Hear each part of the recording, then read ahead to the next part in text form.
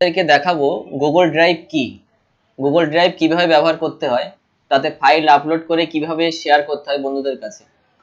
তো চলো সোজা কথা না বাড়িয়ে আমরা ভিডিওর দিকে যাই। আমরা গুগল ক্রোমটা ওপেন করে নিয়েছি, নেওয়ার পরে আমরা এই অপশনটায় চলে আসব। আসার পরে এখানে দেখতেই পাচ্ছি লেখা আছে ড্রাইভ।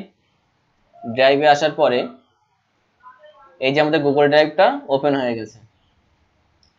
প্রত্যেক গুগল ড্রাইভে 15 জিবি করে একটা স্পেস থাকে কিছু আপলোড করার জন্য। সে তুমি যাই আপলোড করতে পারো, ফটো আপলোড করতে পারো বা কোনো ফাইল আপলোড করতে পারো, কোনো ডকুমেন্টস করতে পারো, পিডিএফ ফাইল আপলোড করতে পারো, সেটাকে আপলোড করে তোমার বন্ধুদেরকে আবার সেই লিঙ্কটা শেয়ার করতে পারো। তো কিভাবে লিঙ্ক শেয়ার করব, কিভাবে ডাউনলোড করব, কিভাবে আপলোড করব সেটাই আমি দেখাচ্ছি। তো আমরা চলে আসবো এখানে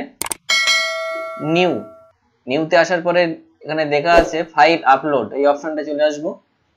আসার পরে আমরা ফাইলটা যেখানে রাখবো সেখান থেকে ফাইলটা আমরা ওপেন করে নেব।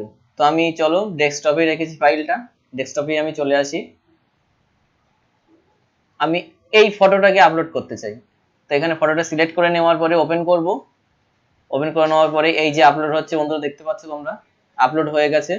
আপলোড হওয়ার পরে কিন্তু এখানে আসেনি, তো আমরা কি করব, এখানে একবার রিফ্রেশ করে নেব।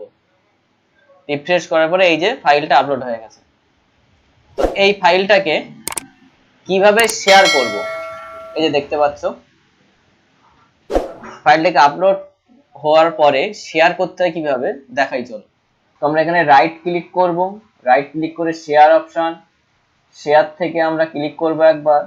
আসার পরে এখানে আমরা একবার ক্লিক করব এই অপশনটায় ক্লিক করার পরে এখানে লেখা থাকবে any one with the link, আমরা এটাকে সিলেক্ট করে দেবো। এটাকে সিলেক্ট করে দিলে কি হবে, সবাই দেখতে পাবে, ফাইলটা ডাউনলোড করতে পারবে। যদি আমরা এখানে এডিটরে দেই, দিয়ে লিঙ্কটা যদি শেয়ার করি, তাহলে আমরা যে ফাইলটা বা তুমি যে ফাইলটা ডাউনলোড করেছো গুগলে, সে কিন্তু ডিলিট করে দিতে পারবে বা কিছু এডিট করতে পারবে, সবই পারবে। কিন্তু আমরা চাচ্ছি না যে আমার গুগল ড্রাইভে ঢুকে কেউ কিছু করুক, শুধু লিঙ্কটা শেয়ার করতে চাই। সেই জন্য আমরা এখানে ভিউয়ার অপশনে দেবো। ভিউয়ার অপশনে দিয়ে এখান থেকে লিঙ্কটা কপি করব। কপি করার পরে এখানে ডান করে দেবো। দিয়ে আমরা যে লিঙ্কটা কপি করেছি সেটাকে কোনো এক জায়গায় আমরা সেভ করব। তো চলো আমি এই নোটপ্যাডে এখানে সেভ করে দেখাই। এখানে সেভ করলাম। সেভ করার পরে এই লিঙ্কটাকেই আবার কপি করব। কপি করে যাকে দিতে চাই আমরা, বা অনেকে আছে ইউটিউব ডিসক্রিপশন বক্সেও দিয়ে রাখে, সেখানেও শেয়ার করতে পারো, ফাইলটা ডাউনলোড হয়ে যেতে পারে। তো আমরা একটা নিউ ট্যাব খুলে দেখিয়ে দেই ফাইলটা কিভাবে ডাউনলোড করতে হয়। চলো এখানে আসবো, আসার পরে এটাকে পেস্ট করব। পেস্ট করার পরে এন্টার। এই যে ফাইলটা আপলোড করেছিলাম বা লিঙ্ক কপি করেছিলাম সেই ফাইলটাই কিন্তু এখানে চলেছে। তো এখান থেকে সোজাই ডাউনলোড অপশনে আসবো।